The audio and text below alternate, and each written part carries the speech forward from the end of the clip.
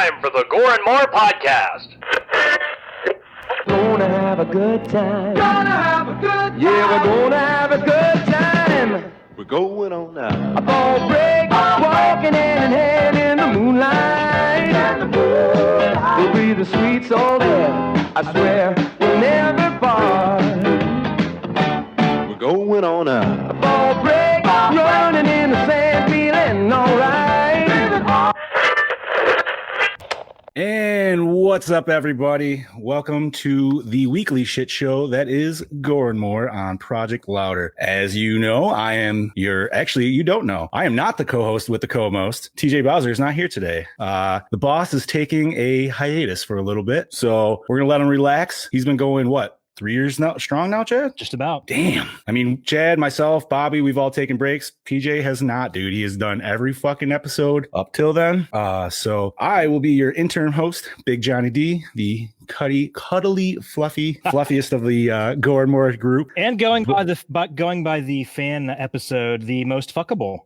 No, most married. I think I got most married, honestly. It was one of the two. I'm not sure which. I got one F, and I think I got 3 Marys. So apparently I'm just the dude that knows how to cook and is a good cuddler, and that's what everybody's ultimately looking for, I think. Me and TJ both got split 50-50. Half the people wanted to kill us, half the people wanted to chain us up in the basement. So let me just say on that, the chaining on the basement, by the way, I don't know if that's necessarily a terrible thing, because I mean, like, unless you're talking, I guess, like if you're zombified, like in Shaun of the Dead, then yeah, that would suck. Well, but they wanted to keep me locked up so they could play video games. So yeah, it would be kind of like Shaun of the Dead. A little bit, but you'd be alive and they could still have their way with you. So, there's always that option.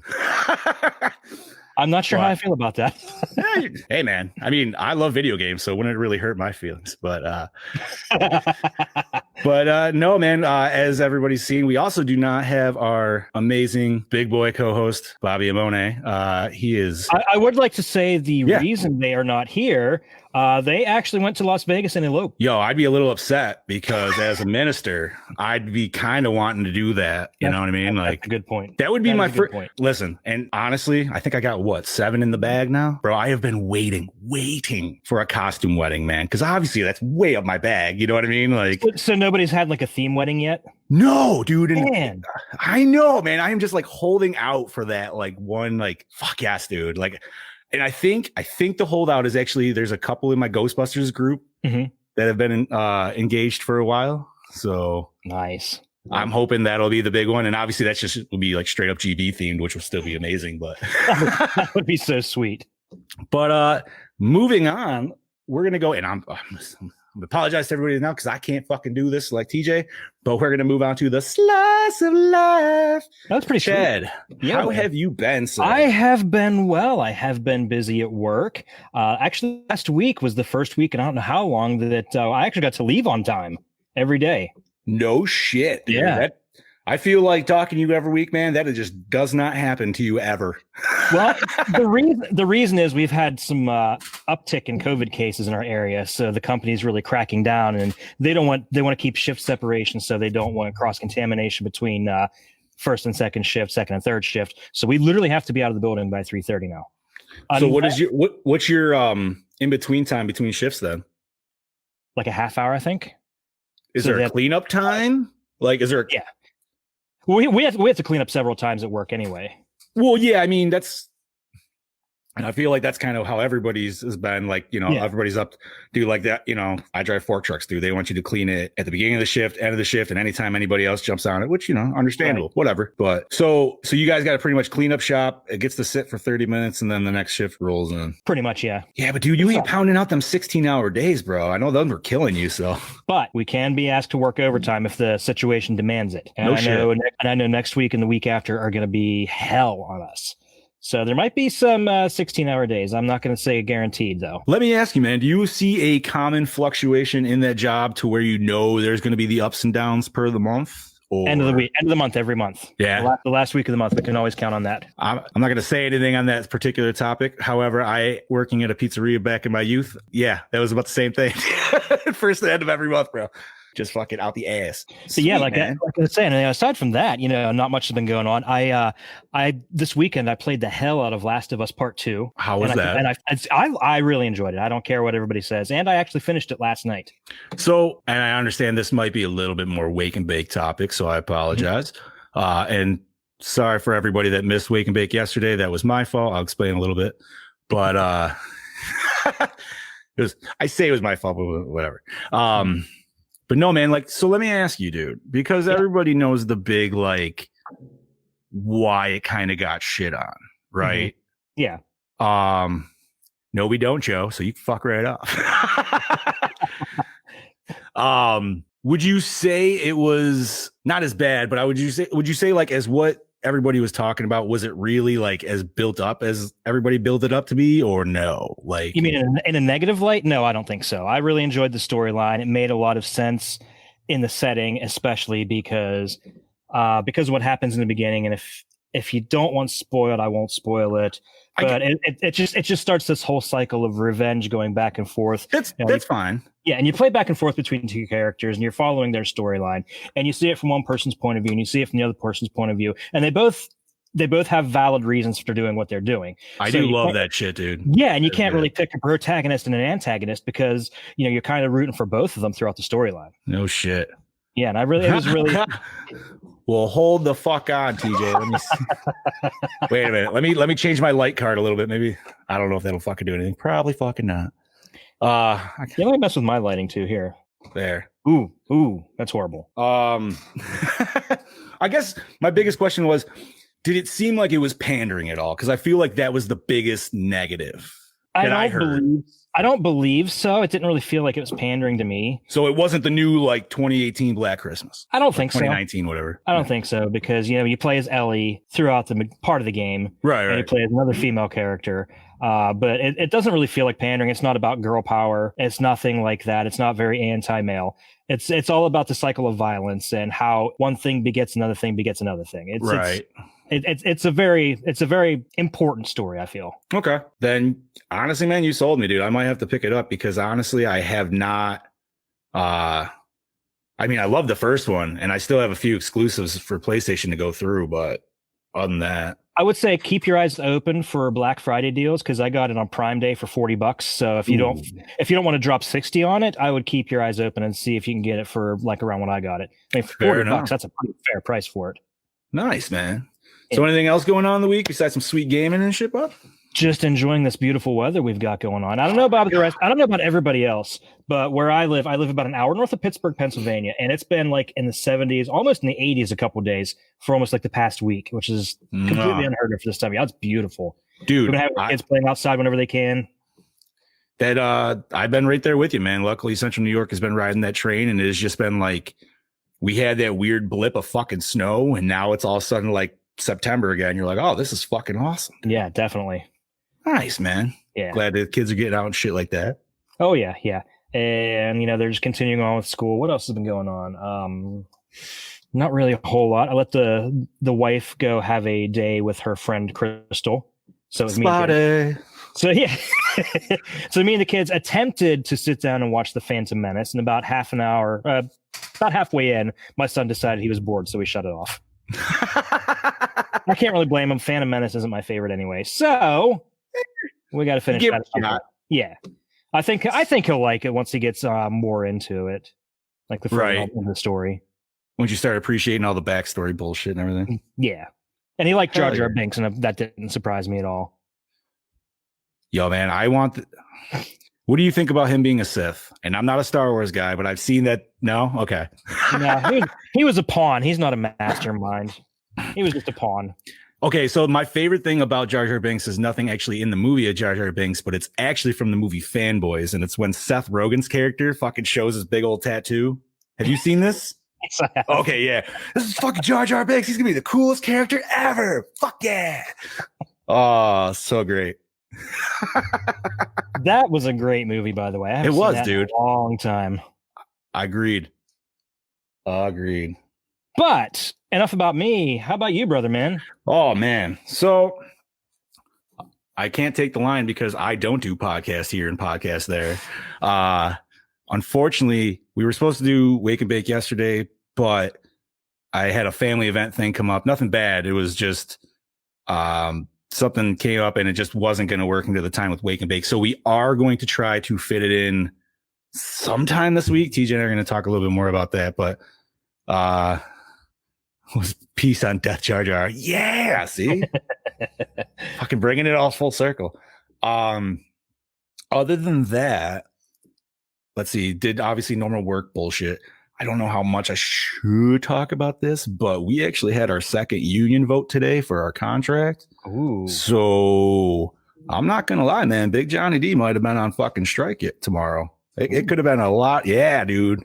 I was sweating a little bit the last couple of hours because not that like it'd be terrible, but at the same time, man, you never want to go on fucking strike. No. You know what I mean? That's just no. And especially because it's like, bro, I feel like all of our luck, that's when it's just gonna be like, you know what? All right, fuck this nice weather. Let's turn that shit around. We're gonna drop some fucking snow. But I was joking about it in the fashion that it was because I was talking to my boys and I was just like, yo, time to bring the gravity chairs and charge up the switches, man. We're gonna have a fun day tomorrow.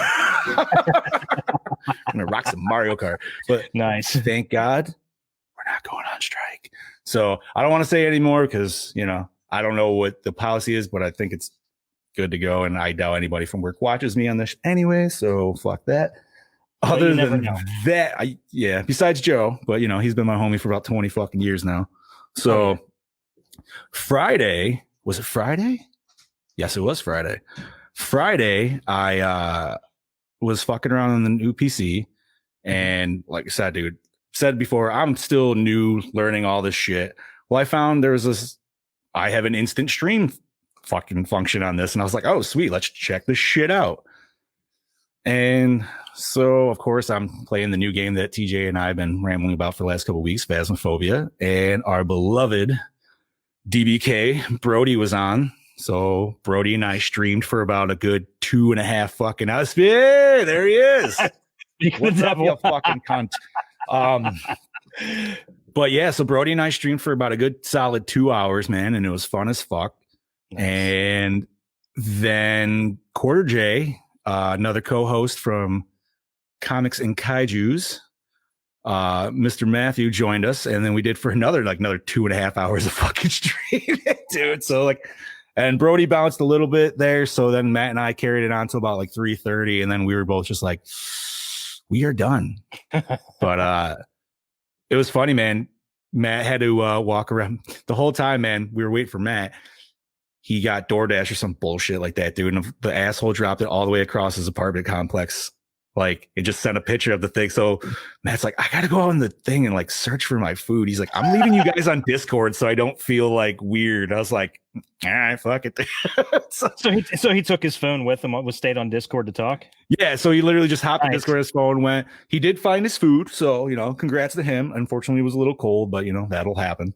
But the dope thing is, I shouldn't even say it because I'm probably stealing a story if he wants to say it. But the motherfucker was refunded because he bitched about it, which, to be fair, I would too. So he was refunded, but he still found his food. So nice. And they gave him credit, so he was refunded plus, so he made money. Wow. Right? Nice. So dude, stream Phasmophobia, that was super fun.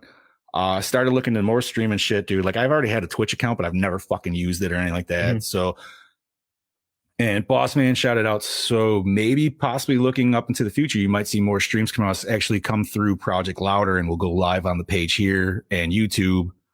And yeah, we'll try to get as many like people of the network essentially as we can, man, like on different games and shit, dude. Cause I mean, especially with, and I brought it up many times, Power Rangers, dude, I'll buy Power Rangers on PC just to fucking stream it because it's cross platform. You know what I mean? I can get all of us on there and shit. Like, I don't give a shit, dude. So that's very possible coming. You won't have to buy it for the PC because you can any PS4 games that you buy, you can play on your computer. Well, I know, but I have it on the Switch, and if I wanted to do the Switch, I would either have to get a capture card, or I actually found there's a super ghetto way to do it, but I can actually use my Xbox One essentially as a capture card and stream. So I'd have to run my Switch dock through the secondary Xbox port and you stream from the Xbox to the P. Yeah, dude, it's like fucking it's like Human Centipede at the systems, bro.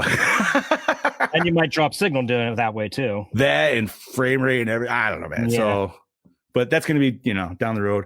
Right.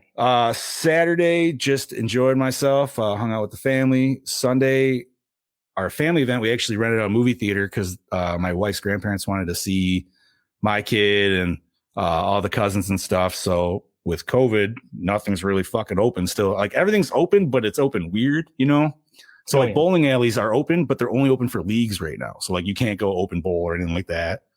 So that kind of sucks. But you can rent out a fucking movie theater for 2 hours for $60. Nice. And dude, the whole time we watched Kung Fu Panda, which is my, dear to my heart as a, I love that shit. But the whole time I'm like, yo, man, I got a couple buddies that are super into horror. I'm like, what movies are we going to watch in this? Because we need to rent the shit out. And I would like to at least do 2 hours. 2 movies. So you got 4 hours. That's only $120 per one person. So that's $60 per person to watch 2 movies in a theater by yourself. They don't give a shit if you bring your own beverages and food or anything like that in.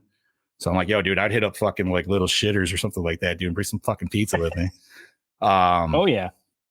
But dude, I'm thinking like Haunt and maybe like something I haven't seen yet. I don't know, but it'll be fun. That'd be sweet. That'd be sweet. And then yesterday I actually did another photo shoot with the Gallows crew. It was a very nice day for it. I brought my buddy Ryan out, who I've shot before as Ghost Jason, but I haven't actually had him with any like models or anything like that yet. And so we had 3 different models there, and we actually had like 2 different shoots going on at the same fucking time. So like there was a photographer and a Jason and a model like over yonder here, and then I had my Jason and model over fucking here. Nice. And it was pretty good, man. It was pretty fun. The girls are always like fucking great sports, dude. Especially because, and anybody knows, man, you try to get in a good shot, to get that good shot, you're going to definitely feel it. You know what I mean? Like whether you're holding a pose for way too fucking long or you're up against something very uncomfortable or whatever like that. Thank you, TJ. Some of them came out fucking awesome. I'll have to show you guys, dude. I like them a lot. But other than that, man, dude, had a hell of a fucking time finding this fucking movie. Yeah, that was holy shit. And let me just say, first and foremost, I apologize to you, sir. I did not mean to come out with any disdain or anything. And I want to say also to our listeners, I apologize if you try to find this fucking movie right now, because good fucking luck. Unless you own it, like Dark Lord here, or you have, Bobby did get to watch it. Unfortunately, Bobby just got caught up in schooling. But right now, the only thing that I could find in our country, because I thought it was region locked, Turner Classic Movies somehow is able to play it. So I don't know if they specifically are just like holding the rights on that shit right now. They must. That's really bizarre, because this is this whole classic. You think something like this would be like everywhere. And dude, Vudu, Amazon, and obviously like YouTube and shit. You can find the trailers. YouTube, you can find the clips. Dude, I even went as far as to like dip into like Google Play and shit. You know what I mean? Like the shit you would never, still couldn't fucking find it. So I ended up doing the fucking balls move. And the only way I could do it is if you get Hulu subscription with live TV. So I was like, fuck it, dude. I need to watch this movie. So I did that. Went through all the shit. I got to watch it. I was hooking up our boy TJ with it. Dude, Hulu is so on the down row. They just wouldn't let him do it because he's out of state. And it was like, this is not your right IP address. And it was just, they weren't fucking having it at all. Fucking Disney. I was like, oh, fuck, dude. So Gorehounds, if you're listening, like I said, unless you own it or you go on Amazon or something and actually buy the physical copy, you know what? And I think I know why Hulu did it too. I think it's because Hulu's partnered with Disney now. That's what I said. Fucking Disney. That's exactly. Oh, sorry. I didn't catch that part. I think you like kind of paused for a second. It looked like it froze. Yeah, I think I'm having connection issues. Hold on a second. Let me see if I can refresh. Oh, you're fine, dude. All right. Give me like 1 minute here. Yeah. And Greg, I see you said you never seen it. Oh my God, dude. It's a great 80s vampires movie, and stick with us, man. We'll continue more into it. But if you're a fan of Bill Paxton like myself, I think you'll thoroughly enjoy. All right, we got our Dark Lord back. All right, let's see. Let's hope this works better. Welcome back, sir. Thanks, buddy. But yeah, that was a hell of a thing, and it just sucks that we didn't find out until like 7:30 last night when I'm already halfway into the movie. If I was seen that, I would have been like, shit, I can just shut this off. But I was ignoring my phone, so I'm sitting here watching with the wife, and I was like, oh shit, it's kind of too late now because by the time you guys got to me, I was like, well, I don't have time to watch another movie because I still got to get a shower and everything. I felt bad too because, and you know what? I honestly, dude, I feel like in the year and a half I've been on the show, we may have kind of run into a situation like this once, and it still wasn't even that bad. Like we were still able to find it. Yeah, but like I don't remember. I couldn't remember which one it was, but I think it was just before dawn. It might have been because we had to go to YouTube to find it. Yes. I think you're right, because that's why you and I had to fucking watch the 18 extra minutes of. Yeah, thank you. Great. Oh man, it always comes back to that. It does, man. But you know what? I think it's time to move on and let's get into this fucking movie. Yeah. Let's go balls deep into this. All right. So, Gorehounds, we are talking Near Dark from 1987, directed by Catherine Bigelow. Deuce Bigelow. Written by Eric Red and Catherine Deuce Bigelow. Produced by Stephen Charles Jaffe. I don't know. Jaffe. Starring Adrian Pastar as Caleb Colton, Jenny Wright as May, Lance Hendrickson as Jesse Hooker. All right. Just got a side note. Bro, that rat tail. Oh my God. I loved it. That was classic. Bill Paxton, rest in peace, as Severin. Jeanette Goldstein, Vasquez, Scoops, where you at? As Diamondback. Joshua John Miller as Homer. Marcy Leeds as Sarah Colton. Tim Thomerson as Lloyd Colton. Music by Tangerine Dream. Cinematography by Adam Greenberg. Edited by Howard E. Smith. Distributed by De Laurentiis Entertainment Group. This was released on October 2nd, 1987. A runtime of 95 midgets. Budget of $5 million. Grossed 3.4.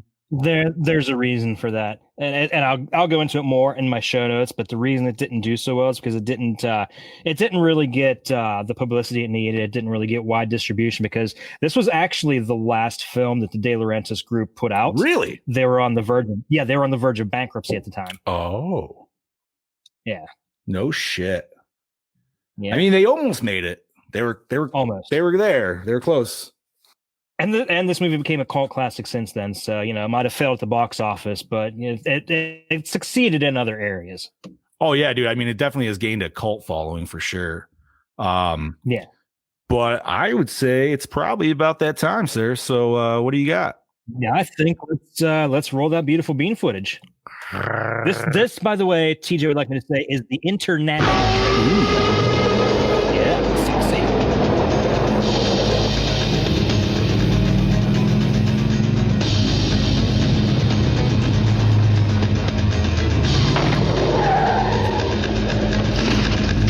Best fucking scene too. Watching him run across that whole field near his parents. I was out of breath watching that. I'm gonna separate your head from your shoulders. Do it fast. All right. The time's roll. Woo! No! You might as well just kill me then, too. Caleb Colton no longer belongs to our world. We'll give him a week, see if we can call him one of us. He belongs to hers. But you have to learn to kill. He belongs to theirs. I don't want to kill. He makes you kill tonight. And they all belong to the night. It's $3 short for a bus ticket home. You help me out? What do you want? Believe me, I told you. Just don't think of it as killing. Evening. Don't think at all. It's just something that you do night after night. It's only ever a question of how. You nervous? I would be too if I were you. Near Dark. The bigger boys fall in with the trouble. Check out time.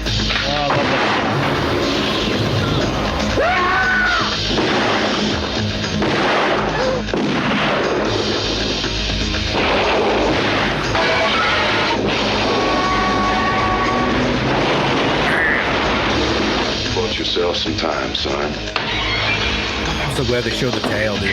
God damn, this is my family. Let go.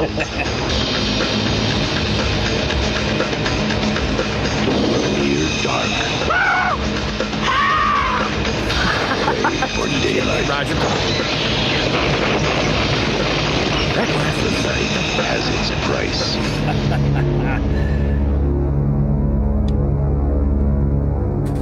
All right. All right, buddy. You want me to do the plot rundown? If you'd like, sir, you take it right away, buddy. Yeah, I do not mind at all. Country boy Caleb Colton whittles away the quiet rural nights hunting local girls. But when he falls prey to the mysterious and beautiful May, Caleb unbeknowingly becomes the hunted. May is no ordinary girl, Caleb soon learns. She is part of an outlaw band of vampires, and their love is about to lure him into a terrifying world of bloodlust, mayhem, and absolute horror. Will Caleb pay the ultimate price for love and eternal life, or will he find a way to defeat the evil growing inside of each night near dark? Oh, there very it is. nice. So we do actually have a video that was sent in from our lovely doppelganger King of Banga. So let's play that. Right on, buddy. Howdy there, folks. It's your boy all the way from Australia. It's your DKB. And as I do every week, give my little fucking 2 cents to the Gore N More boys. So today I'm going to talk about Catherine Bigelow's Near Dark. Now, to me, this is a masterpiece in the vampire genre. I honestly think it's the best vampire film. It's my favorite vampire film. Only just beating out to The Lost Boys, and I don't like to compare the pair. They're both sort of similar in certain categories, where this film, I feel, is a bit more grounded. And that's what I love about it the most, because, yes, it is a horror film. You do have your clever dialogue, ultra violence. But for me, also what makes this film is Bill Paxton's performance. Now, Bill Paxton always brings his A game, and Lance Henriksen, to no matter what fucking movie they do. But Bill Paxton was made for this role. He had to have this role. And I don't see anyone else fulfilling his shoes in this role. He has a sinister urge about him, but also at the same time, he's funny. And that's what this horror movie needed, I think, was that little bit of one-liners in the dialogue just to break up the real seriousness about it, and that's what makes this movie fun. And having said that, I love how Bigelow has taken this film and put her own little twist on it, and you find that out at the end. That's what I love. Fucking Gore N More score. Now, this was a tough one because I actually really, really looked into this, whether it be the amazing cinematography, that overall tone of gothic. It feels like a gothic western. And to me, I've never seen that before. I don't think I have, and I don't think it's ever been done before. And just seeing this is like, holy fuck, like it's, beautifully shot. So, the story is there, it's great. And these characters are so interesting because each one has a little backstory that they only give you hints of, that leaves you to pick up the pieces in your own mind. And that's what I love, a thinking man's horror movie. So today I'm going to give it a Gore N More score of a 5 out of 5. As I said, fucking beautifully shot film. It's a masterpiece. Everything's there. Everything hits the nail on the head. It hits its marks. 5 out of 5 for me. So until next week, this is your DKB saying, get fucked cunts. And I'll catch you mother lickers later. Oh, we love you, Brody. Thank you so much, Mr. Brody Kane. Hope you all enjoyed that. And I was also asked to give you shit for filming that in vertical. So this is from TJ. He did mention that. There you go. Mwah. We still love you, but what the fuck? That's great. That's great. No. All right. So also, okay. So Brody gave it a 5. TJ asked us to use that for his score essentially. So we'll just say Brody / TJ score of a 5. Right. For when we do our final score at the end. And we got one from Bobby, correct? Yes, we did. That was Bobby gave it a 4.0. Okay, that's what all right. So that being said, we're going to take a peek behind that curtain there, buddy. So, do you want to discuss it amongst the two of us first? Well, we should. Yes, we should. I'm sorry. I am fucking, I'm going to jump in here. But yeah, man. That's quite all right. So this was probably, I would say, my actual second full time watching it. I know you said you own this, so I'm assuming you've seen it multiple times. Actually, no. The funny thing is, I bought this a long time ago. I actually got it in the cheap bin at Walmart. This is actually the first time I've watched it. Did you even have to take the plastic off of it? No. The plastic for a while. That's always the best feeling, dude. I cannot stand buying a movie and putting it on the shelf and leaving it in the plastic. I hate that. Yeah. Yeah, it has to be unwrapped. Like when, if my mother-in-law buys like a microwave or something, you know how it has that protective plastic. She leaves it on there. I'm like, take this off. It bothers me. It's like, peel it the hell off. That's funny. But yeah, this was my first time watching it. I don't know. If I know. Blu-ray. Let me see. To answer TJ's question, he's asking if it was on Blu-ray. So you said you got it on the DVD. No, I have the Blu-ray. No, sorry. Oh, you do have the Blu-ray. Yeah, it was put up by Lionsgate a number of years ago. Oh, perfect. Yeah, like it's out of print now. I don't know. That version is out of print. I don't know if there's any others on the market right now.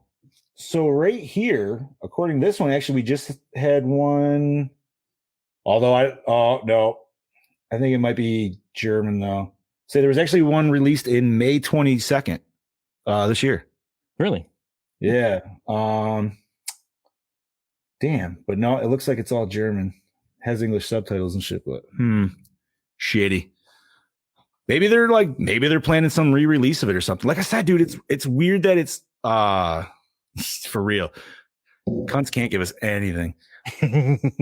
But it's like, I don't know if TCM is just like holding down the dick because of it. Like, I don't know if they can, if that's like, it seems like it wouldn't be locked to the other sales of stuff. You know what I mean? If it was it wouldn't even seem like TCM shouldn't even be able to have it if it was region locked.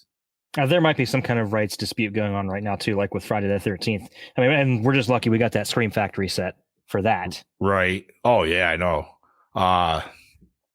Dude, I wish. Speaking of Friday the 13th, a little cyber. Have you seen that there's been people modding, so they've actually like unlocked all the Jason X shit in it for the PC? Oh, that's been going on for a while. And there for the longest time, Gun Media was saying that, you know, if we catch you doing this, you're going to get banned.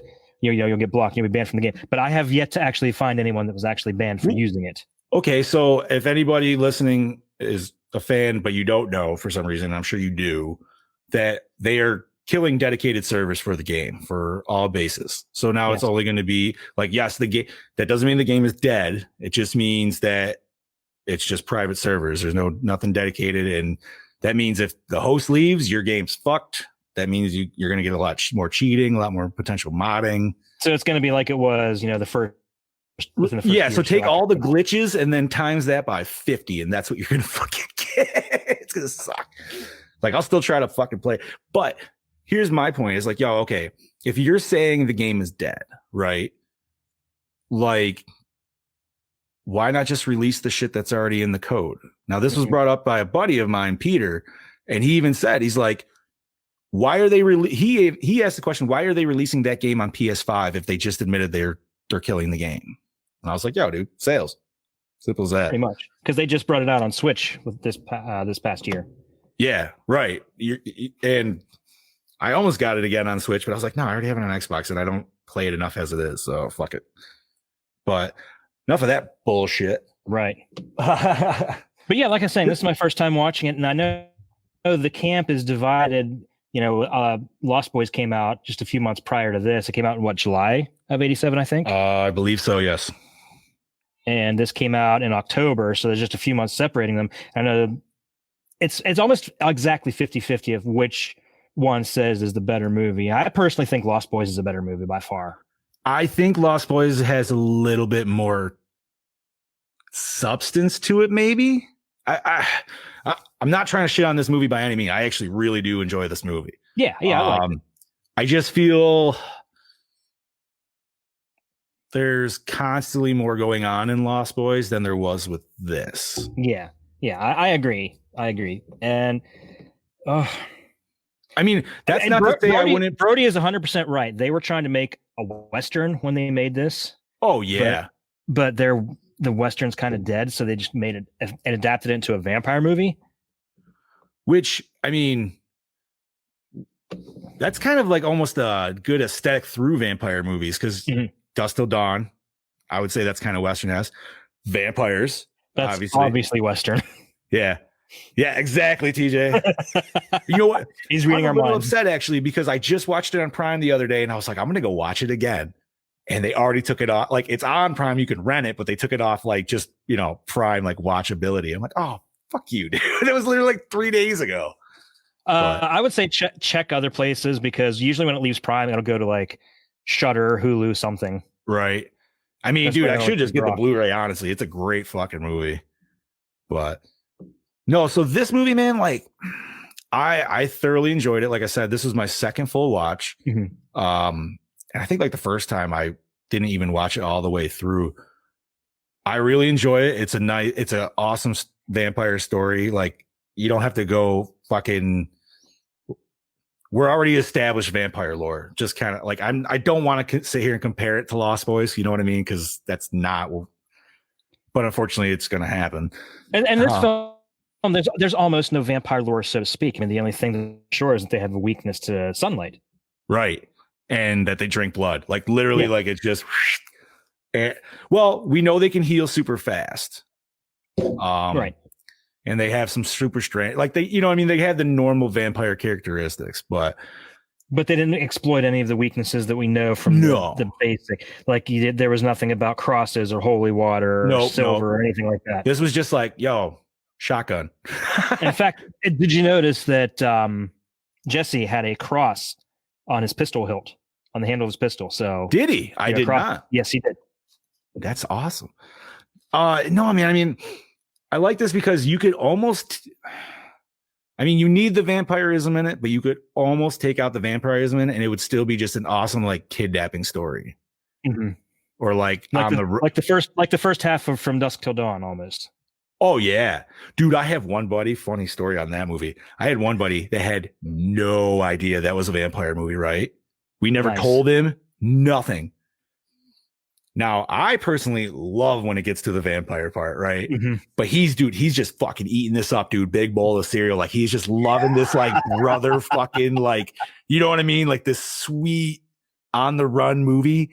And then when it got to the vampires, it was just like you heard the record, like, he was like, what the fuck is this shit? And I'm like, this is where it gets awesome. He's like, no, what? Where the fuck did the vampires go? I'm like, that's fucking what makes it sweet, dude. It was I want to pull that switcheroo on the wife sometime, make her sit there and think she's watching watch From Dusk Till Dawn. She thinks she's watching this one thing, and then just does a complete 180 and turns into a Has she never seen it? Movie. No. Oh, dude. No, she's not a horror fan, so anything that I watch, anything I watch, she's watching for the first time. I'm sad I wasn't there with him when he was watching that. You know what I mean? Like, just to see his reaction. But I would love to do that to somebody. I mean, I feel like it would almost be hard to try to tell somebody like, yo, let's watch Dusk Till Dawn and not have them know about it. Right. Because it's like so famous now. Oh my God, dude, right? It's got to be almost 30 years old, right? No. It came out in the 90s. I know that. Well, yeah, dude, but 90s kids are reaching their 30s. That's true. That's starting. True. You're probably right. It might be late 90s, so we'll maybe. But no, man, this movie older than I already am. Yeah, right. It's coming, TJ. It's like the shark in the water. No, man, Bill Paxton, dude, fucking hits it hard in this movie. He is literally, and I love Lance Henriksen. I would probably disagree with Brody. I don't know if Lance. Listen, I might get a lot of backlash. I would say Lance brings it like 98% of the time. Yeah. There's a few of them that Lance literally was like, yo, dude, I'm doing this shit for a paycheck. And I don't. Yeah. Some of them, he just kind of phones it in. Oh, yeah. Not this one I liked. I'm not saying he didn't in this one. Yeah. It's not his best performance, but it's not his worst either. No. Like, dude, give me Lance Henriksen from Pumpkinhead, dude. You know what I mean? Like, oh, yeah. But no, still good in this movie. But like I said, dude, Bill Paxton's like steals the show. And he's not even the main dude. Like, that's the best part. Like, he's not your main character. And I gotta say, man, I hate what they did with the main character on the new cover art. I don't know unless that's the same cover art you have, but they definitely like twilighted the fuck. Yep, that's the same one. That's exactly what I was thinking too. Yeah, and then I think that's probably right around this time frame when this Blu-ray came out was probably when Twilight first hit. Oh, of course it was. They were like, "Yo, we have this older vampire movie that people don't know about, and we need to try to sell it. So let's make it like Twilight and dumb teen." They upped the romance angle on it, yeah. And the cover, if you were to look at that cover, you would not expect what you're going to watch in this movie. You know what I mean? Like. Yeah. You're not expecting the shotgun blast and the fucking gore and like you'd expect like some fucking bullshit ripoff of Twilight, literally. Yeah, and that's like complete opposite of the original poster and everything came out with where Bill Paxton with his half burnt face, and the blood fucking all over his mouth, dude. That is like the image to me for this movie. Oh yeah, definitely. Like I always think of him just leaning there with the leather jacket, dude, blood all over the face, sunglasses on, like. That's fucking dude. And that whole bar scene, dude. He's fucking like just, I don't know why this is such a weird thought, but like, because he was in Terminator, I almost like had this weird, I'm like, I want to see this version of Paxton as a vampire versus Arnold as the Terminator. I don't know why, but dude, like he just seemed like so much more badass than he normally usually does. I would have to give the edge to Arnold for that. Well, he could literally just punch a hole right through Bill Paxton. But he's a vampire. Yeah, you rip his heart out, it's probably still going to kill him. It's very possible. I guess it would have to be for the... Yeah. It'd be interesting. It'd be a sweet fight, dude. That'd be like one of those like weird... man, like those weird horror battles and shit, dude. Right. But like most people always go like weird mainstream. So we're like, nah, dude, we're going fucking Severin from goddamn Near Dark. Versus the Terminator. But it's got to be the first Terminator. Yes. Oh yeah. That was what was in my head. It was because he killed Bill Paxton. So I was just like, I want to see Bill Paxton vampire take on fucking Arnold. But no, man, I kind of wonder how much of Bill Paxton's dialogue in that scene was ad-libbed versus what was in the script. Ooh, I would, because it kind of makes you think, Bill Paxton, they probably just said, because he ad-libbed all the good lines in Aliens. So it's a good chance they just said, hey, you know what? Just do your thing, man. And this was this the same year as Alien? Was Aliens 87 or 88? Aliens was 86, and this was 87. Aliens was 86? Yes. Damn. By the way, did you notice it on the marquee? When it showed the town, Aliens was playing in the theater. Well, I didn't, but I fucking hope so, because goddamn, there's 3 fucking actors in this movie that are from the movie. Like, holy. There would have been 4, but Michael Biehn turned it down. What would Michael Biehn been? I think he was going to be Caleb. I think he would have been too old for that role, personally. I don't know. There wasn't really like a set age for Caleb, though. I don't know. I figured like he was like 18, 19. I figured like it was kind of like... I was thinking early 20s. Okay. I mean... Yeah, because I guess he never like talked about school or anything, so he might have been. Yeah, I don't know, but like Michael Biehn would have been like late 20s, early 30s at that point, though, wouldn't he? Yeah, he could have pulled it off, though. Maybe. Yeah, what could have been, right? Right. But no, man. All in all, I think this was a great movie. A lot of sweet action. Yeah, there was. I love their fucking RV. I don't know why, but it's just. The idea of that's like their thing to travel where, you know what I mean? Like, I really don't even know why they trashed it. I mean, the only people that saw it was the dad and the daughter. Yeah, the family. Right. Yeah, and then like they steal a fucking van and start taping all the windows and shit, dude. Like I love how they just start driving with the peephole and everything. But I don't know, it's a cool movie, man. It like I said, it's not like it is horror. But it definitely has its action. It kind of fits well with our vibe of last week from They Live. Oh man, that shootout at the bungalow was fantastic. Oh, dude, yeah, so good. And weird little kid grandpa vampires and fucking. Just we'll discuss that little shithead. Oh, when it comes to questions, fuck that little asshole. Oh god. But anyway, I've never wanted a little kid to die so much in my whole life. Yeah, like, he wasn't a little kid though. He wasn't a little kid. he was stuck in a little. I kind of got the feeling that he sired all of them, though. I think he did too. Like, I think he was actually the head one, and that's why they kept calling him Grandpa. I think so too. But because he was in a youth's body, like that's why he was always still just fucked. Mm-hmm.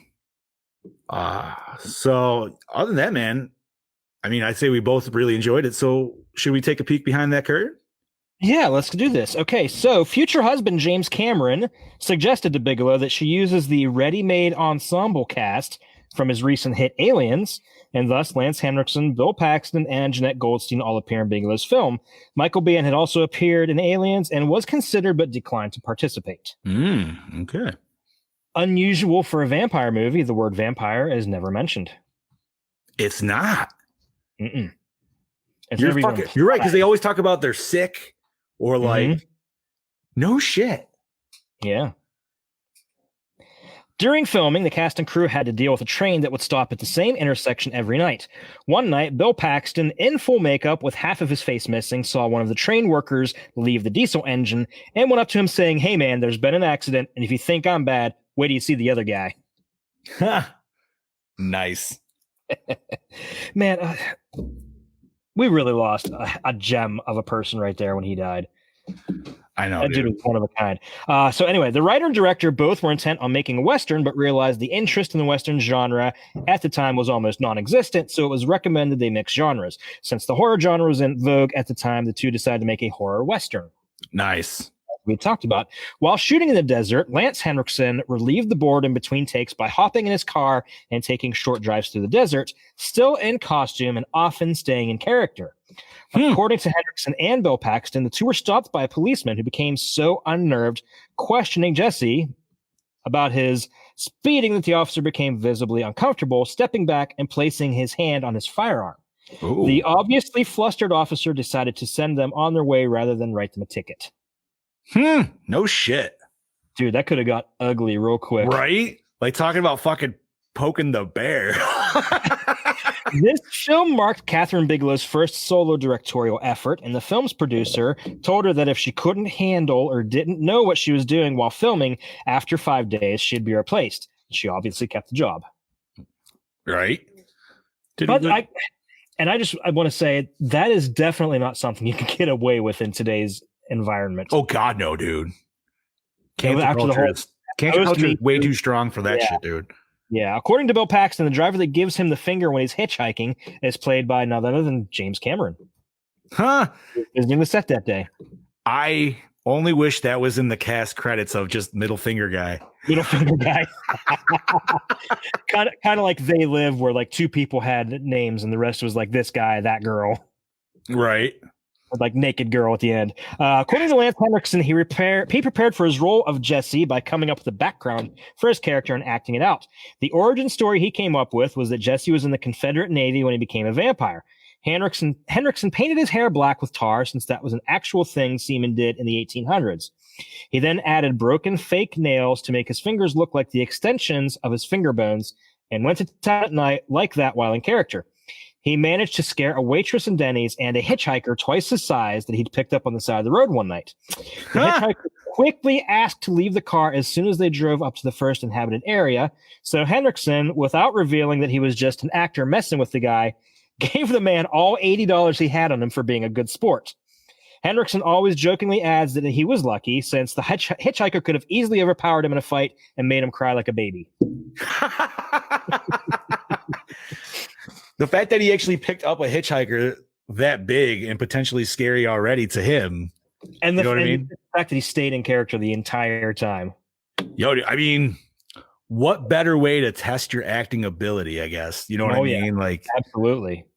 Because, and not that I'm an actor by any means, but I feel like being around a bunch of other actors would be a little easier than just one-on-one with somebody, obviously. You know what I mean? Like, you trying to stay in character without that person trying to figure that out.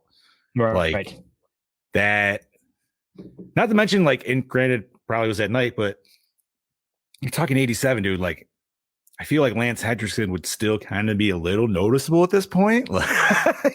Maybe not. I don't fucking know. Well, I would say so, yeah. But with the black tar in his hair, that's true. The way it looked, and if he had the scars like he did in the movie, Yeah, chances are you're thinking like, this guy kind of looks like Bishop. Right? That's when you start quoting aliens, dude. See what he does. We would. Oh, absolutely. Then I'd ask for an autograph. Yeah, right. The vampire mythology in the film is left deliberately vague. It is never seen if they cast reflections in a mirror or if they're affected by holy objects, roses, garlic, running water, etc. It is seen that they are extremely strong, non-aging, surviving on blood, cold to the touch, destroyed by sunlight and fire, but cannot be killed by most conventional methods, like we just talked about a couple minutes ago. Gotcha. According to the making of Near Dark that appears on the DVD, the fog under Adrian Pazdar's shirt was caused by a complicated series of tubes leading to 5 lit cigars under his shirt. Damn. I don't know if that's risky, dude. That is very risky. Like, anybody's accidentally burned themselves. That sucks. Burn yourself 5 times? No thanks. you almost think, why didn't they just use dry ice instead? Right? Like, just make little pockets of dry ice under the shirt. I mean, it worked. Looked good, but I don't know. Maybe just had to do with they just couldn't get it at the time. Could be. Maybe they just didn't even fucking think. They thought that was like an afterthought. You know what I mean? They did it. They're like, wow, that looks great. They're like, oh, we could have used dry ice. Oh, meh. You know what I mean? It's already done. Yeah, right. Fuck it. Moving on. When Severin and Jesse torched the motorhome, Severin asks Jesse if he remembered about a fire they started in Chicago. It's assumed they meant the Great Chicago Fire of 1871 that left more than 100,000 people homeless and destroyed businesses. Though legend attributes the fire to a cow that kicked over a lantern, the cause actually still remains a mystery. Damn. So but I actually wrote that down as one of my notes. Like, did they start the Great Chicago Fire? I mean, that's kind of a cool little like extra little story additive. Yeah, pretty sweet. But speaking of businesses, by the way, and not destroyed ones, we have some awesome businesses over here at Project Louder that we should definitely let our Gorehounds listen to. So if our man behind the scenes could play that for us, that would be excellent. Hey, you. Oh, hey, there we go. Listener. Yes, you. The sad sack sitting there listening to this awesome podcast. You know why you look like shit? Well, that's because you aren't wearing Project Louder merch. It's a proven fact that wearing Project Louder merch increases your likelihood of not looking like shit by at least 35%. And let's be honest, you should take it where you can get it these days. So head on over to projectlouder.net and click on the merch tab. Pick up some hot fucking swag and start looking like the winner you truly are.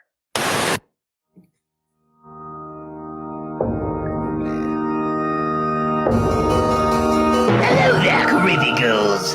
Do you like spooky things and horror movies? Then Cabin 13 has the stuff for you. Check out their selection of horror-themed props, bins, busts, action figures, collectibles, and more. You can find them on Facebook and Instagram. Be sure to visit cabin13.com and buy something, or I'll kill you. Marcio Charlie's Horror Costume Studios. Premium hand-sculpted latex masks, butts, and hoods. Everything is handmade and painted by Marcio himself. Be sure to check out his wide range and selection of products over at Facebook and Instagram at Horror Costume Studios.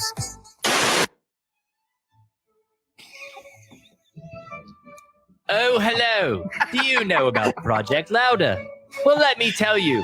Project Louder is home to 16 of the finest podcasts a nerd could possibly procure. They have a show for everyone. Whether you're into horror films, modeling, comics, 90s kid shows, or that weird tentacle-filled subgenre you search for at 3 in the morning. So head on over to projectlouder.net and treat yourself to something truly exquisite. Oh, God. Cameron's the lead on that shit. Graveyard Classics. Horror-themed tees and posters, professional in-house screen printing, and Jaclay prints. Powered by Death Style Art and Graphics. Go see what you can dig up over at graveyardclassics.net. Come on down to Mask by Lance. Premium Friday the 13th custom-made hockey mask. Down there in Tennessee by Lance McKinney. Find him on Facebook and Instagram over at Mask by Lance. Go order one now, boy. Oh, great stuff. Great. So those are our amazing sponsors over at Project Louder. Please go check them out. Support them. Look at their awesome shit. They have so much awesome stuff. And yeah, man, go get yourself a sweet Cundy shirt. because you fucking want one. Get yourself some swag, bitches. You can get whatever color you want. Bring out them nice brown eye. Mm-hmm. You know what I'm talking about. Yeah. I think I actually am due for a new color. I just don't know what yet. So. That would look good in red. Yeah? Yeah, the undershirt would look really good in red. I had the red, and then there was orange is always my favorite color, but I just don't like wearing orange, as weird as it is. And then, can't go wrong with a black one too. So. Right. Too true. Dude, I mean, you could just get one for every day of the week, honestly, yo. Yeah, get several different colors. Get like a whole rainbow of colors. Right? Fucking closet be looking. So what else we got, buddy, behind them fucking characters? Okay, so both of the two 1987 movies about a family of attractive vampires who lure a young man and make him into a half vampire before he seeks a cure, in Near Dark and The Lost Boys, feature a son of Jason Miller in their casts. Joshua John Miller is in Near Dark, and his half-brother Jason Patrick is in The Lost Boys. I like how you had it was mentioned attractive vampires. Yes. You got to make attractive vampires and Lance Henriksen. I mean, Lance has that might have that charm that some Southern belles might like. He may. I mean, I know our own Lance has some nice, sweet Southern charm. So this next one is a Terminator connection between the two. Hit me. The patron in the bar, who was killed by Severin, also played the lead cigar-smoking biker in Terminator 2. Yes. Yep. I was wondering that because he's the motherfucker. He's just like, you forgot to say please. Yeah, I was wondering why that guy looked familiar, and then I read this and like, no shit. He definitely bulked up in between 87 and 91 for Terminator 2. Like, you know what I mean? Like he looked skinny in this movie, but he definitely looks like, obviously, he's not fucking Arnold sized in it, but he's still like decently sized compared to Arnold. Like, he's not small. But yeah, how great is that? And of course, Paxton was the punk in the first Terminator. Right? With the sweet fucking tire stretch on the fuck you, asshole. And that's where even Arnold learns the word or learns the line. I remember telling somebody that, and I was like, he learned that from Bill Paxton in the beginning of the movie. They're like, what? I'm like, yeah, when he goes through his little like data bank. I always loved how awkwardly he says the word asshole, though. Fuck you, asshole.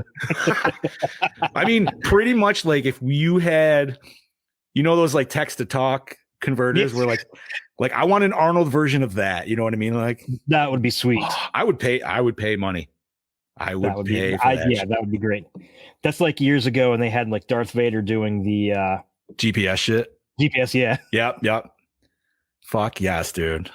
Okay, moving on. When Caleb lets the young cowboy from the bar get away, a billboard can be seen in the background, spray painted with Bill plus Louise. Bill Paxton, who plays Severin, was married to Louise Newberry. So it's their two names. Yeah. No shit. Entertainment Weekly ranked this as the 21st scariest movie of all time. Wow. When was this ranked? I don't know. It just says that. I would hotly debate that because it was good, but I don't know if I'd say it was scary. The 21st? Dude, when Bossman asked us to just come up with our top 10, I was sitting there like, I made a list, but I still was like fighting with myself on that list. You know what I mean? And I was like, my list didn't even go by scariest. It's just, what would if I was stuck on a deserted island, what would I pick? Well, yeah, that's kind of what I did too. I mean, like scariest, I guess you would really have to like break it down to like, well, what are we talking scary? Right. Are we talking like, is it just going to fuck you up mentally? Or is it something that's so scary because you just can't like physically even watch it? You know what I mean? Like that. Yeah. Two completely different, but 21st. Wow. I would say that's a very high top billing for this movie. So I guess kudos to that. That is. This was shot in just 47 days. 40 of those were night shoots. Really? Yeah. So they had 7 days to do the shootout, the bungalow, all the day shots. I was gonna say, I feel like there was still more shots in the daytime than there was that fucking night. So they must have really cranked it out on day shoots. Right? They were just like, this is really cool. They're like, as soon as the sun rose, they were already like, film was in the camera, ready to go. Like, oh yeah, they had to have been milking the daylight every bit that they could for 7 days. Fuck, dude, that's insane. Okay, this one. Bill Paxton sued Jenny Wright in 97 in small claims court for building a koi pond 15 feet over his property line. Jenny Wright lost the case, had to redesign the koi pond and pay court fees. Huh? Nothing like suing your neighbor / former co-star. Well, I mean, that's kind of a dick move to build your shit on somebody else's property. I mean, that's always like that's like a weird, like, fucking sitcom stick. You know what I mean? There's always one episode of some bullshit like that. That's very reminiscent of my neighbors over here that got all pissy because we put up a swing set that was close to their property line. Right. But it wasn't over it. So. Let's see. Nice. Mike. Okay. Going back. Michael Biehn was offered the role of Jesse Hooker, but turned it down because he was not satisfied with the script. So there you go. All right. That's but fair. If he would have been Jesse Hooker, then there still would have only been 3, unless Lance played the part of Caleb's father. Which I could easily see, and then they probably would have gave him a bigger role if that was. That would have been interesting. See, like that I could see, because I could see Michael Biehn playing that role, but if you have Lance Hendrickson, you wouldn't need it. Right. But Michael Biehn might also maybe give you a little bit more. I don't know. That'd be tough.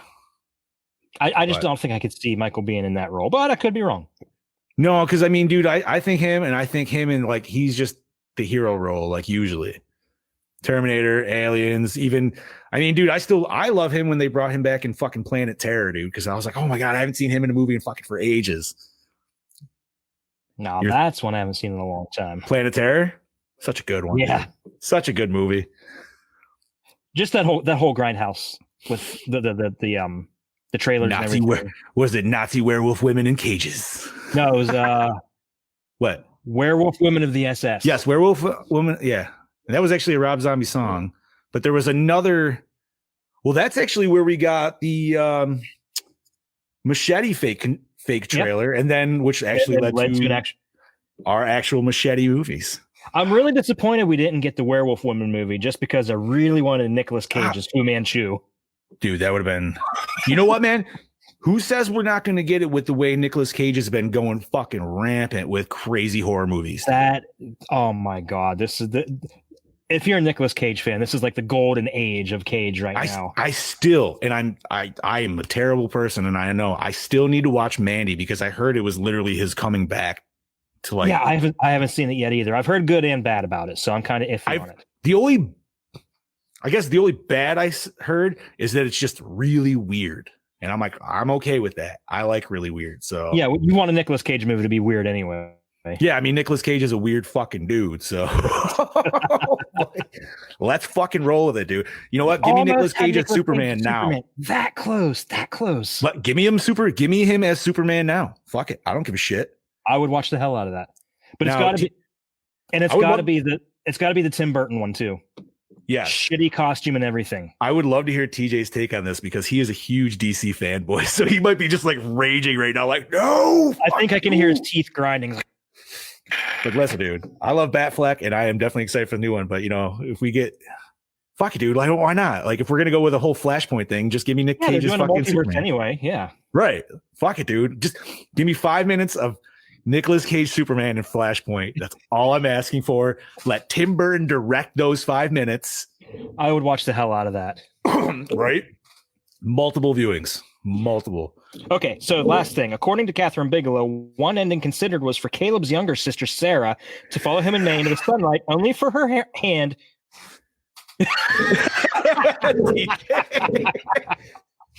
Okay, so there was an ending where Sarah was going to fall into the sunlight and her hand was going to start burning, implying she was bitten by Homer during her abduction and is now infected. However, this was eventually dropped as it would have had little impact given she could easily be cured via blood transfusions. By the way, that's the only part of this movie that I really didn't like, was how easily they were cured. Yeah, okay, so I was going to bring that up in big questions, but fuck it, dude. We hit it now. I also agree on that because that just seemed like a very, like, cookie cutter way to be like, oh, we could stop it. Mm-hmm.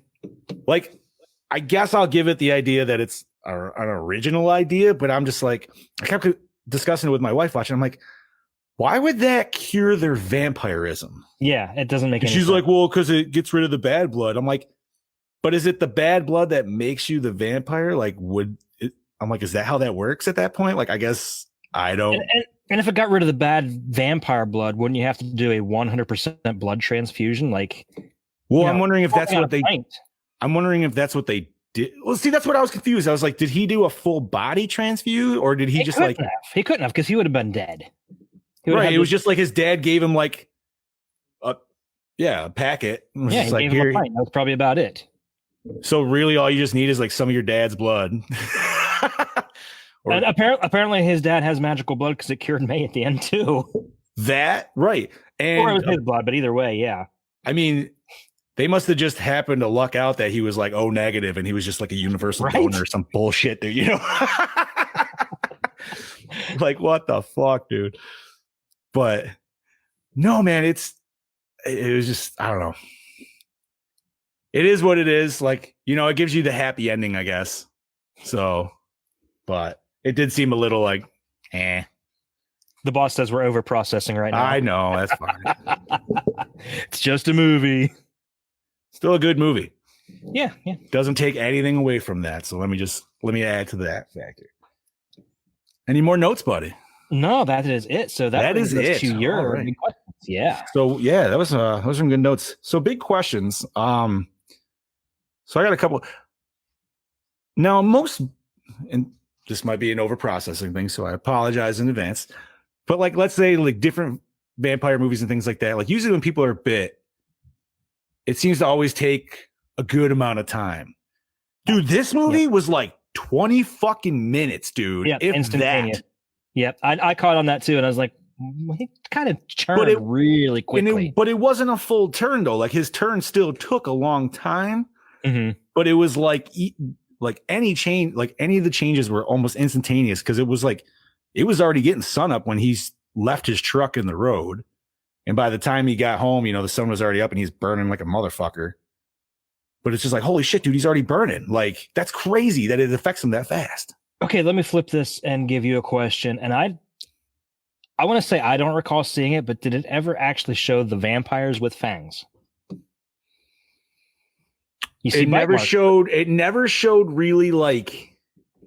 I think Paxton kind of had them a little bit. You could see and thing, but they never showed the actual like normal atypical vampire like open mouth like shot. Like usually it was a lot more like seductive kissing and shit, and you're like, oh, she's sniffing on the neck. Oh, like you know what I mean? Like there was just a lot of alluding to it more so than oh god, and that whole scene with the truck driver was very uncomfortable. Oh, dude, where he's just like cracked the fuck out. He's like, yo, man. I love that he's teaching him how to shift, though. And the truck driver's like all about it. You know what I mean? Like, that was fucking, he's like, cool. This got 13 fucking years and this shit. Like, he's just hopping around all fucking happy. Yeah, but Caleb looked like he was just getting ready to blow him right there. It was definitely, it wasn't more of like, I'm going to bite your neck. It's just like, yeah, there was some very gay undertones right there. At the same time, it's looked like he just shot like a fucking hell of a bunch of heroin, dude. He was just strung the fuck out. But so let's see, other questions. You know, honestly, I think that was kind of my only one just because it was super, it just seemed like so fast. Mm-hmm. And we kind of did talk about the transfusion, which I was also going to bring up just because I can't say I've ever seen this in that in any other movie. And like the only other thing I could think of it's almost kind of silly, but I still accept it is I think it was it Daywalkers? Oh my god. It was one where they cured vampirism with sunlight. I didn't see that. Yeah, it was fucking weird. It doesn't matter. But yeah, I don't know. That was my only thing was the transfusion. But do you have any questions, buddy? Any big ones? No, I think I covered it with the whole did they or did they not have fangs? I think that was the only question I really had. Yeah, I mean this one I feel like this movie's pretty cut and dry, straightforward. Mm-hmm. Like, I guess you could ask, like, I guess in the beginning, I was a little confused because, like I said, I haven't seen this in a long time. So I almost was questioning myself of whether Caleb was the vampire at first or May. And I think they did that very well because just the way they were talking and stuff like that, because he was mentioning all the vampire lingo, but she was the one who was like kind of bringing it back up and like questioning it or like repose, I guess. Yeah, I was kind of thinking that I kind of thought she was the vampire the whole time, so that didn't really surprise me much. That's fair. I wasn't sure until you got into the car. Like, I figured like maybe that first initial thing, I was just like, I didn't know if it was going to, especially if you know, never like the three dudes in the beginning, you're like, oh, are these like, is this the gang of dudes? You know what I mean? Like, if you just know it's a vampire movie, but going into it, man, and then I like that he has to fight himself the whole time too. You know what I mean? Like, we do see that in a lot of vampire movies. And we also see the feeding on other vampires in other movies, but usually that I was kind of surprised because I feel like usually that was always, once again, this is looking farther into other movies and bullshit. But you know what I mean? Like, that was always like to turn them more into a vampire or something like that. Like, I always question like how a vampire feeding on another vampire could sustain it, because the issue they have is, you know what I mean? They need the whatever in the blood to keep them going. Yeah, you think it'd be human blood, not vampire Correct. Blood. Like that would be like doing nothing to you. It'd be like, oh, okay, well, it kind of quenched my thirst, but I'm still fucking hungry. Right. So, all right. Well, I guess that is it for big questions. So we are going to go on to the big Chad show questions. All right. So that begins with, what format did you watch it and how was the quality? So as we discussed kind of earlier, I did watch it on Hulu Plus or whatever the fuck, Hulu Plus Live, whatever. So it was, I don't think it was full 1080. I would say maybe 720 at the best. So it was probably DVD. It was, I mean, it was still good. I'm not going to say it was, but it wasn't any like 4K scan or anything like that, you know? So I like I said, I have the Blu-ray, and I watched it on my PS4, and PS4 isn't really known for being a top-notch Blu-ray player.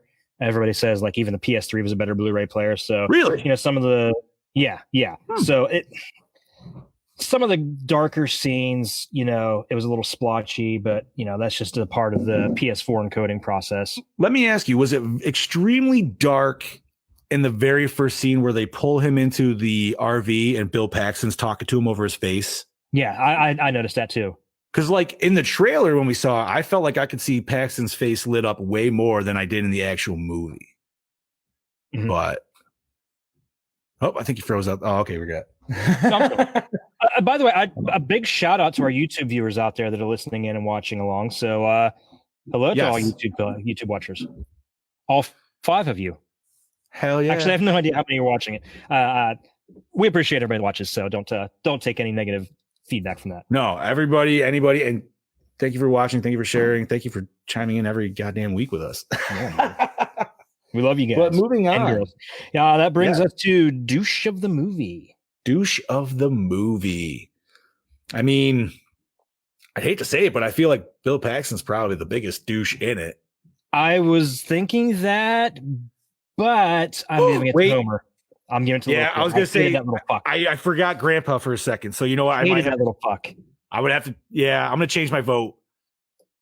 Because at least Bill Paxton, you know, he's a scene stealer. That's what he does. You know, he's on the screen, your eyes are on him. But this kid, he was just such an annoying a little shit.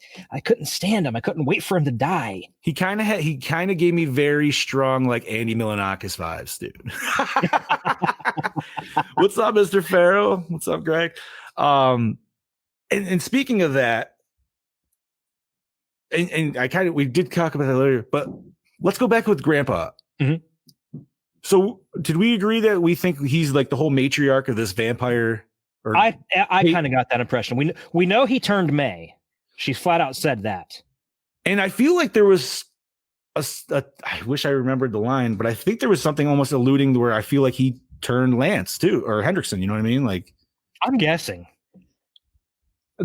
So he sired May and he sired Lance. Lance sired Vasquez. Right, Diamondback, right? Diamondback, yeah. Yep. Yeah, because he said something about a flat tire. Yo, speaking of which, I was just like, I even said that. I was like, yo, that's Vasquez. And my wife's like, what? I was like, yo, that's Vasquez.